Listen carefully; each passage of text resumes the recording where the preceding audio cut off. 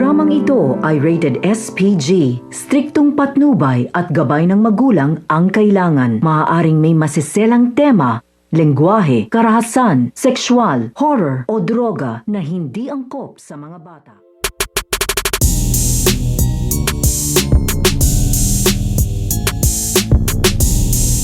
Ang mga huling sandali nito nga ni General Borja. Dahil sa huling sandali nito nga ni General Borja ay nangako nga ito dito nga sa kanyang sarili na kailangan nga daw na dito mailigtas ito nga daw kanyang apo na ito nga daw si Carlo Dalisay. Kaya gagawin nga dito nito nga ni General Borja ang kanyang lahat ng magagawa upang tuluyan nga dito mailigtas ito nga kanyang apo. At sa kanyang paglabas ay tuluyan na nga dito mailigtas ito nga ni General Borja ito nga kanyang apo na ito nga si Carlo Dalisay. Dahil nakita nga dito nito nga ni General Borja na dehado nga dito ito nga si Carlo dahil nag-iisa nga lang daw ito at nakapaikot nga dito ang mga tauhan nito nga daw ni Armando at hindi na nga daw ito maililigtas. Kaya ang ginawa nga dito nito nga ni General Borja ay nagsakripisyo na nga lang ito upang makatakas nga dito ito nga kanyang apo na ito nga si Carlo Dalisay. So baka kaabangan nga natin dito ang mga huling sandali ni General Borja upang mailigtas nga niya dito ito nga kanyang apo na ito nga si Carlo Dalisay. Yan ang ating mga pakakatutukan at pakakaabangan dito nga dan sa FPJ's ang Probinsyano.